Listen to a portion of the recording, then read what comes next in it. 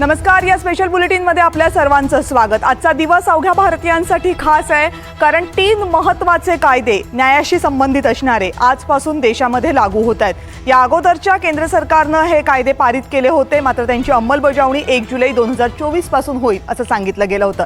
यामध्ये IPC, CRPC आणि Indian evidence act या 3 कायद्यांचा समावेश आहे। काही कलम बदलली गेलेली आहेत, काही ठिकाणी शिक्षा बदलल्या गेलेल्या आहेत, काही ठिकाणी नवीन गोष्टी अंतर्भूत करण्यात आलेल्या आहेत, तर काही ठिकाणी कालबाह्य झालेल्या गोष्टी काढून टाकण्यात आलेल्या आहेत। ब्रिटिशकालीन असलेले हे कायदे होते, आजच्या युगाशी त्यांना सुसंगत करता यावं, कायद्याची तयारी करत असताना न्याय प्रक्रिया जलद व्हावी, सुलभ व्हावी आणि नवीन तंत्रज्ञानाचा न्याय प्रक्रियेमध्ये वापर करता यावा, यासाठी हे नवीन कायदे आणल्याचं सत्ताधारी पक्षाचं म्हणणं आहे। तर हे कायदे पारित करत असताना घटनेतल्या काही नियमांचं उल्लंघन झालं, घटनेशी सुसंगत हे कायदे नाही आहेत, फक्त कायद्यांमध्ये काही बदल करून जुने कायदेच आपल्याला लागू ठेवता आले असते असं विरोधकांचं म्हणणं आहे। आता विरोधक आणि सत्ताधाऱ्यांमधले हे आरोप प्रत्यारोप तर चालूच राहतील, पण देशामध्ये अवघे देशव्यापी जेव्हा 3 नवे कायदे लागू होत आहेत, जे फौजदारी गुन्ह्यांशी संबंधित आहेत, ज्यांचा संबंध तुमच्या आमच्या रोजच्या आयुष्याशी येणार आहे, या कायद्यांमध्ये नेमकं आहे काय, त्यांचा परिणाम आपल्या आयुष्यावर कसा होणार आहे, याची माहिती आजच्या दिवशी घेणं गरजेचं आहे। आणि याचीच माहिती घेण्यासाठी आपल्या सोबत आहेत या विषयांमधले 2 तज्ज्ञ। महाराष्ट्राचे माजी पोलीस महासंचालक प्रवीण दीक्षित सर आपल्याबरोबर असणार आहेत आणि दिलीप तौर कायद्याचे अभ्यासक आपल्यासोबत असणार आहेत या नव्या कायद्यांची माहिती देण्यासाठी।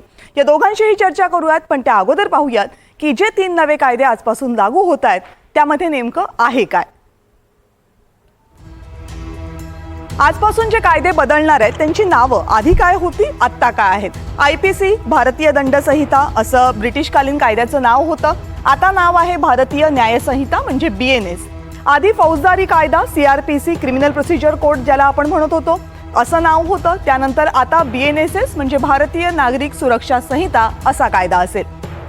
या अगोदर भारतीय पुरावा कायदा एव्हिडन्स ऍक्ट आपल्याकडे होता, आता असेल भारतीय साक्ष अधिनियम BSA असा हा कायदा ओळखला जाईल। हे 3 महत्त्वाचे कायदे आहेत ज्यांच्यामध्ये बराच बदल होऊन नवीन कायदे आज अस्तित्वात आलेले आहेत। कायदे बदलले म्हणजे नेमकं काय झालं? कायदे बदलले म्हणजे काही महत्त्वाच्या गोष्टी आहेत ज्या कायद्यांमध्ये अंतर्भूत करण्यात आल्या किंवा काही कालबाह्य गोष्टी आहेत ज्या कायद्यांमधून काढून टाकण्यात आल्या। यामध्ये कशा-कशाचा समावेश आहे? देशद्रोहाचा कायदा जो गेल्या अनेक दिवसांपासून विरोधक ज्याला विरोध करत होते तो कायदा सध्या रद्द करण्यात आलेला आहे। मात्र देशाचं सार्वभौमत्व, देशाची एकता आणि अखंडता धोक्यात आणणाऱ्यांना कठोर शिक्षा देण्याची तरतूद नव्या कायद्यांमध्ये करण्यात आली आहे। मॉब लिंचिंग आणि संघटित गुन्हेगारी यांचा नव्या गुन्ह्यांमध्ये समावेश करण्यात आलेला आहे। गेल्या काही वर्षांमध्ये देशामध्ये या घटना प्रचंड मोठ्या प्रमाणावर वाढल्यात। लग्नाचं आश्वासन देऊन लैंगिक संबंध ठेवणं हा वेगळा गुन्हा ठरणार आहे, आतापर्यंत तो बलात्काराचाच गुन्हा ठरवला जात होता। दहशतवादी कारवायांना UAPA ऐवजी BNS अंतर्गत आता खटला सुरू होईल। खरं तर दहशतवादी कारवायांसाठी आपल्याकडे वेगवेगळे कायदे होते, आता मात्र ते एकाच कायद्याअंतर्गत येतील।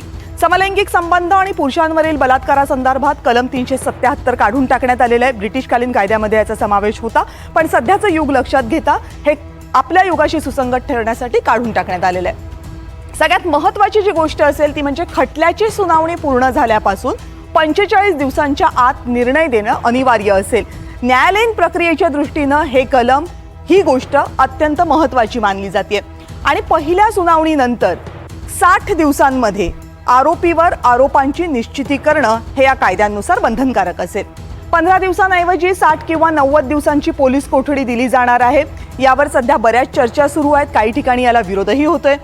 7 वर्ष किंवा अधिक शिक्षा असलेले जे गुन्हे आहेत त्यांच्यासाठीचे जे पुरावे न्यायालयामध्ये सादर केले जातात त्या सगळ्या पुराव्यांची फॉरेन्सिक विश्लेषण आता अनिवार्य आहे। सर्व न्यायालयातल्या खटल्यांमध्ये ऑनलाईन माध्यमांचा वापर केला जाईल, त्याची सुरुवात आधीपासूनच झालेली आहे। पोलिसांना व्हिडिओद्वारे शोध आणि जप्तीची नोंद करणं हे अनिवार्य करण्यात आलेलं आहे। नवीन तंत्रज्ञानाच्या दृष्टीनं या काही नव्या गोष्टी आहेत ज्या अनिवार्य करण्यात आलेल्या आहेत। आता दहशतवादाची व्याख्या नेमकी काय असणार आहे या नव्या कायद्यानुसार, कारण अनेक गोष्टींच्या व्याख्या बदलण्यात आलेल्या आहेत। तर देशाच्या आर्थिक सुरक्षेला असलेला धोका हाही आता दहशतवादी कृत्य म्हणून मानलं जाईल आणि त्याच अंतर्गत गुन्हे दाखल होतील। बनावट नोटा छापणं हे देशाच्या आर्थिक स्थैर्याला बाधा आणणारा आहे, म्हणून त्याचा समावेश हा दहशतवादी कारवाई म्हणून केला जाईल। याशिवाय सरकारी संपत्ती परदेशामध्ये नष्ट करणं हाही दहशतवादच मानला जाईल। आणि सरकारकडून मागण्या मान्य करून घेण्यासाठी अपहरण करणं एखाद्या व्यक्तीचं, जे प्रामुख्यानं नक्षलवाद्यांकडून किंवा इतर काही संघटित गुन्हेगारांकडनं केलं जातं, तर ते आता दहशतवादी कृत्य असं मानलं जाईल.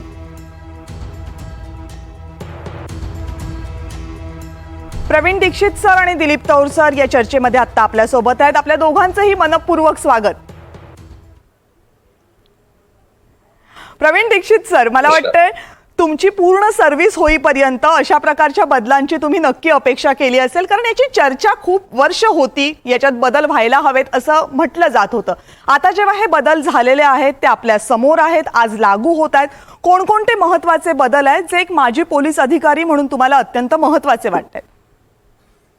आपण आता बरेचसे त्यातले जे वैशिष्ट्य आहेत ते सविस्तर सांगितलेले आहेत, परंतु त्यातलं मला सगळ्यात महत्वाचं जे वाटतं ते म्हणजे हा ज्याला व्हिक्टिम सेंट्रिक, म्हणजे जो बळी आहे किंवा पीडित आहे त्या पीडिताच्या सगळ्या ज्या गोष्टी आहेत त्या लक्षात ठेवून आता हा नवीन कायदा किंवा नवीन हे कायदे बनवलेले आहेत. विशेष म्हणजे पूर्वी जो बळी असायचा किंवा पीडित जी व्यक्ती असायची त्यांना कुठल्याही प्रकारचा त्याच्यामध्ये से नव्हता, परंतु आता तो जो पीडित व्यक्ती आहे तो सुद्धा आपली बाजू मांडू शकणार आहे, आपला वकील देऊ शकणार आहे. एवढंच नव्हे तर त्याच्यासाठी ज्याला आपण कॉम्पेन्सेशन किंवा आर्थिक भरपाई म्हणतो, तर तशी आर्थिक भरपाईची सुद्धा आता तो पीडित व्यक्ती किंवा ती पीडित व्यक्ती मागणी करू शकणार आहे. आणि दुसरी महत्वाची गोष्ट आहे की ज्या विशेषतः मातृशक्ती, ते महिलांना, लहान मुलांना जे अनेक प्रकारचे वेगवेगळ्या प्रकारे त्रास दिले जात होते, ते सगळे जे त्रास आहेत त्याच्या विरुद्ध आता सुस्पष्टपणे असे कायदे करण्यात आलेले आहेत. अगदी साधी गोष्ट आहे की चेन स्नॅचिंग. पूर्वी चेन स्नॅचिंग हा देखील अत्यंत किरकोळ अशा प्रकारचा गुन्हा, साधा 379 याला म्हणायचे, अशा प्रकारचा समजला जायचा. त्याच्याऐवजी आता हा महत्वाचा गुन्हा आहे. मग त्याच्यानंतर त्याची जी गांभीर्य आहे वेगवेगळ्या प्रकारे, जसं आता आपण सांगितलं की मॉलेस्टेशन असेल, बलात्कार असेल किंवा लग्नाचं आमिष देऊन फसवणं असेल, त्याला आठवत असेल की अनेक हायकोर्ट आणि सुप्रीम कोर्टाने सुद्धा वारंवार सांगितलेलं होतं की ह्याच्यात काही बलात्काराचा गुन्हा होत नाही, परंतु तो गुन्हा आहे. कारण त्या महिला जी फसवली जायची त्या महिलेचं मात्र त्याच्यामध्ये प्रचंड नुकसान झालं. शोषण आहे पण बलात्कार नाही, अशा प्रकारचं एक याच्या बाबतीतलं कायम नॅरेटिव्ह होतं. हा, म्हणजे कायम सगळे कोर्ट त्याच्या विरुद्ध टीका करायची की हा काही बलात्कार नाहीये, बाय कॉन्सेंट आहे किंवा, परंतु ती महिला मात्र सतत पीडित सांगत राहायची की नाही, हे मला फसवून त्या माणसाने माझ्याशी संबंध ठेवलेले आहेत, मला फसवलेलं आहे, मला लग्नाचं खोटं आमिष दिलेलं आहे किंवा आणखीन काही इतर नाव बदलून वगैरे फसवलेलं आहे. आणि तो गुन्हा आता सुस्पष्टपणे त्याच्यात दाखवण्यात आल्यामुळे आता त्या माणसाला त्याच्यातून जी सुटका इतके दिवस कोर्ट करायचे तिथंच त्याची सुटका होऊ शकणार नाही आणि तशा प्रकारच्या गुन्ह्यांना नक्कीच आळा बसणार आहे, आळा बसेल. त्यामुळे अनेक प्रकारचे गुन्हे आहेत ज्यांना आळा बसेल. आणखीन काही 2-3 गोष्टी आहेत सर ज्याच्या बाबतीत तुमच्याकडनं मला आणखीन जाणून घ्यायचं, पण त्या अगोदर दिलीप तौर सरांकडे जाते. दिलीप तौर सर, न्याय प्रक्रिया लवकर व्हावी, न्याय जलद व्हावा, सोपा व्हावा, ती प्रक्रिया सुटसुटीत व्हावी, असंही एक उद्दिष्ट या संपूर्ण बदलांमागचं सांगितलं जात होतं. त्यातलं एक महत्वाचं कलम जे मी किंवा तरतूद म्हणूया जी मी काही वेळापूर्वी वाचली, की खटल्याची सुनावणी पूर्ण झाल्यानंतर 45 दिवसांच्या आतमध्ये याचा निर्णय द्यावा लागेल. न्यायालयाला किंवा कोर्टाला हे बंधनकारक करणं हे कोर्टाच्या पसंतीस उतरेल का आणि हे शक्य आहे का? कसं असतं, तो I think it is one of the part तुम्ही जो आता बोलताय, पण त्याच्या व्यतिरिक्त बाकी जे काही आयपीसी मध्ये नवीन सेक्शन आले तर मला वाटतं आपण त्यावरही थोडं डिस्कशन द्यावं, कारण इतक्या महत्वाच्या आणि इंटरेस्टिंग गोष्टी त्यामध्ये आलेल्या आहेत. पण मी तुमच्या प्रश्नाचं उत्तर देतो. यामध्ये कसं असतं की मॅन्डेटरी क्रिमिनल प्रोसिजर लॉ मध्ये जरी ते शब्द असला युज केलेला तरी ते शक्य होत नसतं, कारण कोर्टासमोर बऱ्याचशा गोष्टी असतात, बऱ्याचशा केसेस असतात, त्या केसेसच्या परत हिअरिंग्स आलेले असतात आणि वेगवेगळे एक्स्ट्राऑर्डिनरी सर्कमस्टान्सेस असतात.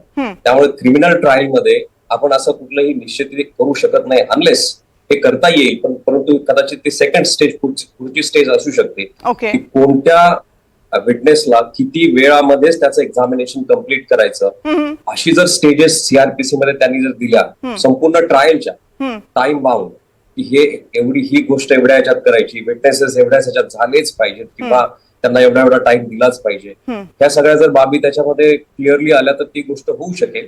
परंतु तरी सुद्धा मला असं वाटतं की याचा पॉझिटिव्ह खूप मोठा इम्पॅक्ट ट्रायल कोर्ट्सवर होणार आहे आणि ओके.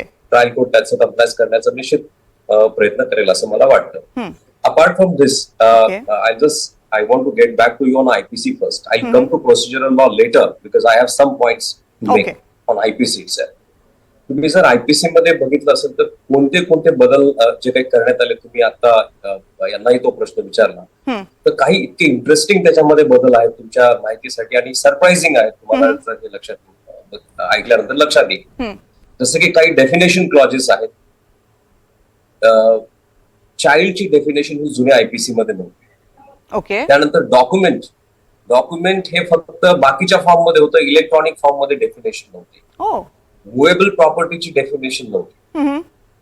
त्यानंतर पनिशमेंटचा जो प्रकार आहे जो विदेशात चालतो आपल्या देशामध्ये अजून नाहीये, तो म्हणजे जर समजा काही एखादा पॅरिटी ऑफेन्स असेल आणि त्याला पनिशमेंट 40 रुपये 50 रुपये अशा प्रकारच्या पनिशमेंट जुन्या आयपीसी मध्ये होत्या, परंतु आता ही नवीन जो कोड आहे याच्यामध्ये कम्युनिटी सर्व्हिस त्यांनी इन्क्लूड केली, सामाजिक सेवा, खूप एक चांगल्या प्रकारचा आपण त्याला म्हणजे स्वागत करायला पाहिजे. असे चेंजेस आहेत. कम्युनिटी सर्व्हिस त्यांनी ऍड केलेला आहे. त्यानंतर अजून एक महत्वाचं म्हणजे सेकंड पार्ट जो आहे तो करप्शनशी निगडीत आहे. काही गोष्टीचं अबेटमेंट जे असतं, एखाद्या गुन्ह्याचं अबेटमेंट, आपण बऱ्याचशा बातम्या ऐकत असतो की दुबईमध्ये बसून अशा करता असा एक प्लॅन केला आणि अशा करता असा तो प्लॅन एक्झिक्यूट करण्यात आला. म्हणजे एखादी अबेटमेंट देशाच्या बाहेर होते तर त्याला आपण काही करू शकत नाही, तीही त्यांनी सेक्शन 69 द्वारे इथे ऍड केली आहे. म्हणजे जर अबेटमेंट आउटसाइड इंडिया असेल तर the offence in India should be registered, अशा प्रकारचं ते हे आहे. आणि सरांनी मला वाटतं आता एक डिस्कस केलं section 69 sexual intercourse by deceitful means. हा इतका महत्वाचा सेक्शन आहे तुम्हाला सांगतो, कारण बऱ्याच केसेस आमच्याकडे अशा येत असतात की ज्यामध्ये 376 चा चार्ज असतो आणि अलिगेशन असं असतं की मला लग्नाचं वचन दिलं म्हणून आमच्यामध्ये सेक्शुअल इंटरकोर्स झाला होता आणि त्याच्यामुळे हे सगळं झालं आणि ते फुलफिल न झाल्यामुळे कंप्लेंट्स वगैरे दाखल झाल्या आणि डिफेन्स असा असतो की मी असं काही केलेलं नाही. करेक्ट. त्याच्या बाहेर येण्यासाठी हे सेक्शन 69 त्यांनी टाकले, ते खूपच इंटरेस्टिंग आहे. त्यामध्ये त्यांनी क्लिअरली म्हटलं की someone does the sexual intercourse by deceitful means then it amounts to a rape. आणि याला punishment is also 10 years is been given. Then there is the hiring of and employing engaging childs to commit offenses. हा पण एक नव्यानं घातलेला section आहे की तुम्ही कोणत्याही मुलांना वगैरे छोट्या एखादा गुन्हा करण्यासाठी त्यांना भाड्यावर घेणं आणि त्यांच्याकडनं गुन्हा घडवून आणणं, हा पण त्यांनी आता एक नवीन याच्यामध्ये टाकलेला आहे. मॉब लिंचिंग, तुम्हाला आश्चर्य वाटेल, मॉब लिंचिंग याला त्यांनी डेथ पेनल्टी पनिशमेंट दिलेली आहे मॉब लिंचिंग साठी. Section 103 of the subsection 1. Organised crime, जसं की मोका वगैरे आपल्याकडे बऱ्याचशा ऑर्गनाइज क्राईम होत्या, ह्या त्यांनी आता याच्यामध्ये. मग आता ते कायदे राहतील की नाही? मोका वगैरे जे होते ते राहतील की नाही राहणार? नाही, MCOC हा जो आहे हा ऑर्गनाइज क्राईम आहे, परंतु तो ऑर्गनाइज क्राईम पहिल्यांदा आयपीसी मध्ये नव्हता, त्यामुळेच तर एक वेगळा कायदा त्यामध्ये MCOC, मकोका त्याला म्हणतात, दुसरीकडे महाराष्ट्रात मोका म्हणतात. तो संपूर्ण कायदा आता आयपीसीच्या सेक्शन 111 मध्ये त्यांनी घेतलेला. ओके. म्हणजे आता आयपीसी खाली तो गुन्हा दाखल होऊ शकतो. त्याच्यानंतर terrorist act, it's very important. Terrorist act 113 खाली, म्हणजे पहिलं आता याचे कसं होतं की जेव्हा टेररिस्ट, तुम्ही बऱ्याचशा गोष्टी बघितल्या असतील, some they will go and they will file complaint with the NIA or some national bodies etc. IPC मध्येच याची प्रोव्हिजन असल्यामुळे याचा खूप एक चांगला पॉझिटिव्ह इम्पॅक्ट होऊ शकतो. 113 मध्ये टेररिस्ट ऍक्ट, आणि या टेररिस्ट ऍक्ट मध्ये त्यांनी economical, just note this is very important, economic security of India by means, the second part त्याचा असा आहे, if somebody is trying to do this or disturb this through biological, radio active, nuclear substances. हे नव्हतं पहिल्यांदा, हे खूप इतकं important गोष्टी आहेत याच्यामध्ये त्यांनी क्लिअरली. मला वाटतं ना सर, याच्यावर मला तुम्हाला स्वतंत्र प्रश्न विचारायचा आहे की आर्थिक स्थैर्याला देशाच्या बाधा आणणं किंवा देशाच्या सुरक्षेला बाधा आणणं याच्या संदर्भात खूप महत्त्वाच्या गोष्टी या कायद्यांमध्ये अनुषंगाने आहेत. पण त्याच्या अगोदर प्रवीण दीक्षित सरांना एक प्रश्न विचारायचा जो पोलिसांच्या रोजच्या कामाशी खूप संबंधित आहे. 15 दिवस पोलीस कोठडी हे आतापर्यंत सगळ्यांना माहीत असलेली गोष्ट होती, ती आता वाढवलेली आहे 30 ते 60 दिवसांपर्यंत. याचा नेमका काय परिणाम होणार आहे? पोलिसांच्या हाती मोठे अधिकार येणार आहेत, तपासाच्या दृष्टीने याचा फायदा होणार आहे की याचा गैरफायदा करून घेतली जाण्याची शक्यता वाढणार आहे? नाही, याच्यात सुस्पष्टता आहे. एकतर किती दिवसाची पोलीस कोठडी द्यायची हा अधिकार पूर्णपणे मॅजिस्ट्रेट किंवा न्यायालयाचा राहणार आहे, तो पोलिसांचा नाहीये. पोलीस मागणी करतील, परंतु तो द्यायचा किंवा नाही, आणि जर द्यायचा असेल तर का द्यायचा, त्याची कारणं काय आहेत ही सगळी सुस्पष्टपणे सांगावी लागतील.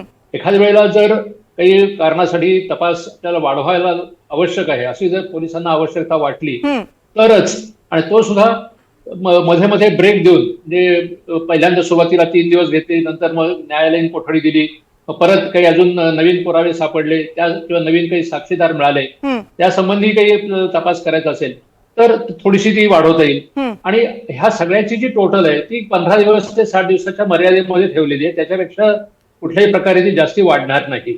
त्यामुळे हे जे कोणाचं जर म्हणणं असेल की याच्यामुळे पोलिसांच्या पॉवर्स वाढल्यात का, तर ते चुकीचं आहे. त्याच्यामुळे उलट तपास जास्ती सक्षमपणे ते करू शकतील अशी यातनं आता स्पष्टता आणण्यात आलेली आहे. बर, दिलीप तौर सर, एक महत्वाची गोष्ट आता याच अनुषंगानं की पोलीस कोठडी त्याच्यानंतर न्यायालयीन कोठडी, जामीन मिळणं हीच आपल्या कायद्यामध्ये जवळपास सुटका झाल्यासारखं मानलं जातं, कारण नंतर आपल्या केसेस वर्षानुवर्षे चालत राहतात. त्या दृष्टीनं काहीतरी बदल अपेक्षित होतं की एखाद्या आरोपीला त्याच्या शिक्षेच्या तुलनेत साधारण कुठपर्यंत आपण ठेवू शकतो जेलमध्ये, कुठपर्यंत न्यायालयीन कोठडीत ठेवू शकतो, त्याची मर्यादा काय असावी, यावर काही बंधनं येणं गरजेचं होतं का, ज्या कायद्यांमध्ये झालेलं दिसतंय का? नाही, ते व्हायला असं होतं असं माझंही मत आहे. तसं पाहिजे तसे जजमेंट्स पण आहे, त्यासाठी असं स्पेसिफिक हे करणं. परंतु आफ्टर दिस हे नवीन कायदे आल्यानंतर परत दुसरा मोठा एक गहन प्रश्न निर्माण होतो की सुप्रीम कोर्टचे जे जजमेंट्स जे जुन्या कायद्याच्या आधारित आहेत ते त्याची ऍप्लिकॅबिलिटी कशी असेल वगैरे वगैरे, हा कोर्टाचा प्रश्न आहे. विषय सगळे कोर्टामध्ये जाणार आणि कोर्ट त्याला शेवटी डिसाईड करणार. त्याच्या बाबतीमध्ये आपण आता काही त्या डिस्कशन करून होणार नाही, पण अल्टिमेटली कोर्ट त्याच्यावर डिसाईड करेल. परंतु यामध्ये असं मला एक थोडंसं वाटतं, कारण तुमचा प्रश्न याच्याशी निगडीत आहे की याचे काय फ्लॉज आहेत, हा जो काही कायदा आहे याचे फ्लॉज कोणते कोणते आहेत. पॉझिटिव्ह तर आहेतच, परंतु फ्लॉज कोणते कोणते आहेत, आणि खास करून हा प्रश्न तुमचा अरेस्ट आणि बेलशी संदर्भात निगडीत आहे.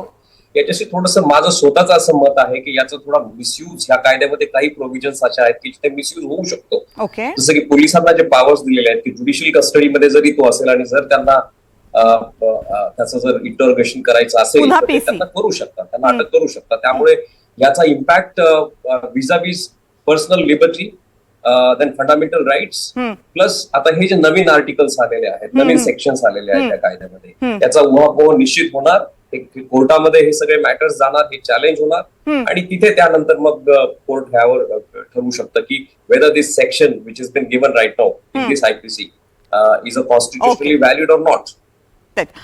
मगाशी दिलीप तौर सरांनी त्या मुद्द्याला दीक्षित सर स्पर्श केला, पण मला तुमच्याकडनं त्याच्याबद्दल आणखीन जाणून घ्यायचंय. तर म्हणजे दहशतवादी कृत्य नेमकी काय आहे, त्यांची व्याप्ती काय असेल, कुठल्या कुठल्या गोष्टी दहशतवादी कृत्य म्हणून मानल्या जाऊ शकतात, त्यांना काय शिक्षा होऊ शकते, याचं खूप मोठं विस्तृत विश्लेषण आणि त्याच्या दृष्टीनं तरतुदी या कायद्यामध्ये आहेत. जे करण्यात आलेल्या या कायद्यामध्ये एकूण दहशतवादी कारवायांचा आवाका पाहतात ते पुरेसं आहे का, की आणखीन काही करणं अपेक्षित होतं? नाही, दहशतवाद आता जसं सरांनी स्पष्ट केलं तर एकतर की दहशतवाद हे जे काही कृत्य केलेलं असेल ते तर महत्वाचं आहेच आहे, परंतु त्या दहशतवादी एकतर ते दहशतवादी कृत्य भारतात केलंय का भारताच्या बाहेर केलेलं आहे त्याला आता महत्व राहणार नाहीये. ते जरी कुठेही केलेलं असेल तरी सुद्धा ते दहशतवाद म्हणून समजलं जाईल. दुसरं, केवळ एखादी विध्वंसक कारवाई केलेली आहे एवढ्यापर्यंतच हे मर्यादित नाही, तर आर्थिक सुद्धा जर गुन्हा केलेला असेल, जसं हवाला आहे किंवा नोटा खोट्या छापणं आहे किंवा काही जे एक्सचेंज म्हणजे सेन्सेक्स किंवा याच्या संबंधीची जी काही फ्रॉड्स केली जातात, तर ही सुद्धा भारताची आर्थिक अशा प्रकारची फसवणूक किंवा फार मोठा भारताच्या आर्थिक व्यवस्थेला धोका आहे असं समजून तो सुद्धा दहशतवादामध्ये आता आणण्यात आलेला आहे. हा मला असं वाटतं की सगळ्यात मोठा महत्वाचा बदल आहे, कारण आपल्याला माहिती आहे की पूर्वी फार मोठी फ्रॉड्स झालेली होती. हा हर्षद मेहता किंवा आणखी इतर अनेकांनी की त्यांनी फार मोठ्या प्रकारचे फ्रॉड्स केलेली होती. परंतु त्यांना केवळ 420 वगैरेच्या साध्या कलमांमध्येच शिक्षा करायचं बंधन नसायचं. परंतु आता तो दहशतवादी कृत्य समजलं जाणार आहे आणि त्यामुळे त्याच्या विरुद्ध जे काही कारवाई आहे ती सुद्धा दहशतवाद समजून तशी कडक कारवाई आता ह्या अशा कायद्यामुळे शक्य होणार आहे. मगाशी मला वाटतं दिलीप तौर सरांनी पण पहिल्या प्रश्नाचं उत्तर देताना शेवटला याला स्पर्श केला होता, पण मला आता त्याच्याबद्दल आणखीन विस्तृत उत्तर हवंय, जे प्रवीण दीक्षित सरांनी पण काही प्रमाणात त्याला स्पर्श केलाय. की जसं त्यांनी म्हटलं की हर्षद मेहताचा घोटाळा असेल, आपण गेल्या काही दिवसांमध्ये आर्थिक गुन्हे देशामध्ये खूप झालेले बघतोय आणि प्रामुख्यानं जर सुप्रीम कोर्टाची भूमिका याच्याबाबतची पाहिली तर ती खूप स्टर्न भूमिका आहे. खूप गांभीर्यानं आर्थिक गुन्हे आता घेतले जातात, त्यांना जामीन मिळणं खूप कठीण जातं. आता हे जे मोठे आर्थिक गुन्हे आहेत ते सगळे आर्थिक दहशतवाद म्हणून घेतले जातील की त्याच्यासाठीच्या व्याख्या सुस्पष्ट करण्यात आलेल्या आहेत दिलीप सर? हे असं आहे, हे त्याच्याशी रिलेटेड नाही. Those will be remain as a financial offences for some other purposes. But, terrorist act मध्ये ज्या गोष्टीचा उल्लेख केलेला आहे त्याच्यामध्ये एक तुम्ही जर लक्षात घेतलं की with damage to the integrity of the country, the security of the country, economic security of the country. Now please mark these words. याच्या पलीकडे बाहेरचं जे काय असेल ते वेगवेगळे ऑफेन्सेस असतील, they will be tried by various other tribunals and all, corporate cases etc. हे जे आहे की असा एक आर्थिक गुन्हा ज्यामुळे देशाच्या सुरक्षेवर परिणाम होऊ शकतो असं त्याचं इंटरप्रिटेशन. म्हणजे जसं की अशा काही गोष्टी, जसं तुम्ही आता पाठीमागे काही आपण बघितलं की there was a short selling in one country in USA and there was a huge rounds of news in India and there was a huge selling of that particular stock which led to a huge sort of losses to the common people. हे अशा प्रकारच्या ज्या काही घटना असतात, म्हणजे एखादी अशी काही बातमी जी पसरवून त्यामुळे इकॉनॉमिक डिस्टॅबिलिटी आणायची which indirectly affects the security of your country. अशा पद्धतीचं ते इंटरप्रिटेशन. बर, आणि त्यातलं एक आता तुम्ही बोललात बातमीच्या अनुषंगानं म्हणून मला आठवलं की न्यायालयाची परवानगी घेतल्याशिवाय काही बातमी तुम्ही किंवा बलात्कारासारखा गुन्हा असेल तर न्यायालयामधल्या प्रक्रियेचं जर तुम्हाला वार्तांकन करायचं असेल, प्रसिद्धी द्यायची असेल तर परवानगी लागेल, नाही तर 2 वर्षाची शिक्षा होईल. हे काय आहे नेमकं? म्हणजे आमच्यासाठी ते महत्वाचं आहे म्हणून विचारतेय. त्यात काही बदल नाहीये. ह्या गोष्टी एकच मिनिट, दिलीप सरांचं झालं की प्रवीण दीक्षित सर, मला याच्यावर तुमचाही मुद्दा पाहिजे. हा Dilip sir. See law reporting there is a specific guidelines issued by the Supreme Court. आणि ह्या ज्या तुम्ही आताच्या ह्या खास करून ह्या ज्या सेन्सिटिव्ह केसेस असतात, not to show the face, not to show the face of witnesses or the victims, those are actually a law. I mean not only for the reporters but for any person, any other person who is actually doing the job with TV channels or media, त्यांना हे सगळ्यांना follow करावंच लागेल. Okay, म्हणजे Pravin Dikshit sir, आम्ही काही फार चिंता करण्याची गरज नाहीये ना? हे काही ह्या गाईडलाईन्स आहेत, ह्या गाईडलाईन्स या पीडितेच्या सुरक्षिततेसाठी म्हणून दिलेल्या आहेत की त्या पीडित व्यक्तीला आपण कारणाशिवाय सगळ्यांच्या पुढे बदनाम होऊ नये आणि त्याची जी समाजामध्ये एक प्रकारची निंदा नालस्ती केली जाते ती टाळावी, किंवा एखादं लहान मूल असेल तर त्या लहान मुलाची सुद्धा त्याच्यावरती मानसिक जो परिणाम होतो तो होऊ नये म्हणून सुप्रीम कोर्टाने आणि नॅशनल ह्युमन राईट्स कमिशननी या गाईडलाईन्स दिलेल्या आहेत आणि त्या गाईडलाईन्स ह्या चालूच राहणार आहेत, त्याच्यात काही बदल होणार नाहीये. बरं, दोघांनाही अगदी शेवटचा प्रश्न, मला उत्तर थोडक्यात हवंय की कुठलीही गोष्ट जेव्हा एखादी नवीन होते त्यावेळेस तिला सुधारणेला कायम वाव असतो. हे कायदे सुद्धा त्याला अपवाद नसणार आहेत. पण तुमच्या दोघांच्याही दृष्टीनं 2 किंवा 3 महत्वाचे मुद्दे एकेका वाक्यात जे आणले असते याच्यामध्ये तर देशातल्या नागरिकांना आणखीन फायदा झाला असता. दीक्षित सर, तुमच्यापासून. मला असं वाटतं की फार मोठ्या प्रमाणामध्ये विस्तृत अशी चर्चा करून सर्व जे काही स्टेक होल्डर्स आहेत त्यांच्याशी चर्चेनंतर वर्षानुवर्ष चर्चा झाल्यानंतर मग ह्याचा कायदे आणलेले आहेत. त्यामुळे जर अजून कोणाला त्याच्यात काही सुधारणा अपेक्षित असतील किंवा पाहिजे असेल तर त्या त्यांनी कारणासह परत शासनाकडे दाखवाव्यात. त्याचा शासन नक्कीच गंभीरपणे विचार करेल. Okay, Dilip sir. कविताजी, मला तर म्हणजे याच्यावर बोलण्यासारखं एवढं काही आहे आपण याचा 5% सुद्धा भाग कम्प्लीट केलेला नाहीये. हे सगळं एवढं मोठं आहे. खास करून याच्यावर तुम्ही कधी वेळ मिळाला तर जो वुमनशी रिलेटेड त्यांनी नवीन कायदे आणले किंवा चेंजेस केले ते इतके महत्वाचे आहेत. सेक्शन 111 पासून 226 पर्यंत जरूर बघा तुम्ही हे सगळे सेक्शन्स. एवढ्या शिक्षा वाढवलेल्या आहेत रेप आहे किंवा तुमचं बाकीच्या ज्या काही वुमनशी related disrobing etcetera, assaulting woman, गँग rape, all other things like voyeurism etcetera, हे सगळं इतकं इंटरेस्टिंग आहे, बघण्यासारखं आहे. तुम्ही कधीतरी निश्चित यावर हे करा. आणि तुम्ही म्हणाले यात काही कमी आहे का? मी एक सांगतो, कोणताही कायदा हा परिपूर्ण 100% सॅटिस्फॅक्टरी किंवा 100% टू द पॉइंट नसतो. त्यामध्ये फ्लॉज असतात, त्यामध्ये इंटरप्रिटेशनचा इश्यू असतो. ह्या कायद्याच्या बाबतीमध्ये ते येईल, सेक्शन्स चॅलेंज होतील कोर्टामध्ये, इंटरप्रिटेशनचा उहापोह होईल आणि फायनल सुप्रीम कोर्ट यावर डिसिजन निश्चित देईल. परंतु मला असं वाटतं की हा कायदा खूप वर्षापूर्वी हे सगळे बदल यायला हवे होते, ते खूप उशिरा आलेले आहेत. तर मला असं वाटतं की हे सगळं स्वागतार्ह आहे. याच्यामध्ये काही फ्लॉज आहेत, निश्चित आहेत, आणि ते कोणत्या कायद्यात नसतात, ते पहिल्याही कायद्यामध्ये होते. पहिल्याही कायद्याचा मिसयूज होत होता, याचाही मिसयूज होईल, नाही असं नाही. परंतु तरी सुद्धा एक by and large, if you look at the entire society and administration of justice, I think this is good law. Lastly, if you just also look at those sections related to electronic the offenses etc, the online offenses, electronic offenses, आणि ट्रायलच्या बाबतीमध्ये तुम्ही बघा, summons is a very interesting stage. I tell you, summons तुम्हाला पाठवायचं असेल तर 6 महिने summons पोहोचलं जात नाही. परंतु आता इलेक्ट्रॉनिक मोडचा त्यांनी सर्व्हिसचा त्यांनी दिलेला आहे समन्स मध्ये. It can go in a quick, like by email, like by WhatsApp, by other services. ह्या अशा काही गोष्टी खूप इंटरेस्टिंग याच्यामध्ये झालेल्या आहेत. पंचनामासाठी सरांना माहिती असेल की किती त्रास होत असतो, विटनेस सुद्धा येत नाही.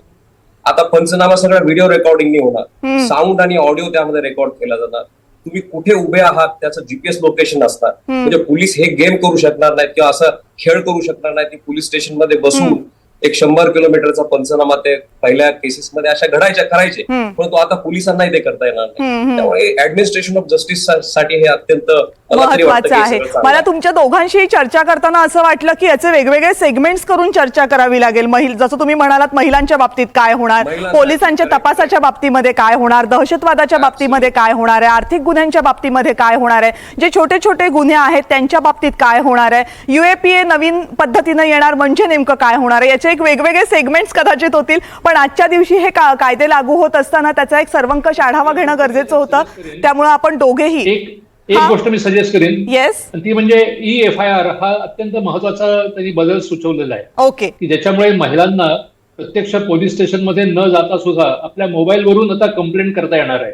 आणि हा खूप स्वागतार्ह बदल आहे सगळ्याच महिलांसाठी. कारण अनेकदा पोलीस स्टेशन पर्यंतचा रस्ता हा महिलांसाठी खडतर बनतो. जसं तुम्ही सांगितलं की जर त्यांना EFIR करण्यात आली तर अनेक महिलांसाठी तो बदल खूप स्वागतार्ह आणि गरजेचा असेल. त्यामुळे या वेगवेगळ्या मुद्द्यांवर आपल्या दोघांशीही चर्चा करण्याची संधी मला लवकरच मिळेल अशी अपेक्षा करते. पण आजच्या चर्चेत तुम्ही सहभागी झालात त्याबद्दल दोघांचेही मनपूर्वक आभार सर. नमस्कार. आणि या चर्चेमध्ये आत्ता वेळ झाली आहे इथेच थांबण्याची. ताज्या घडामोडी आणि अपडेट जाणून घेण्यासाठी पाहत रहा NDTV मराठी.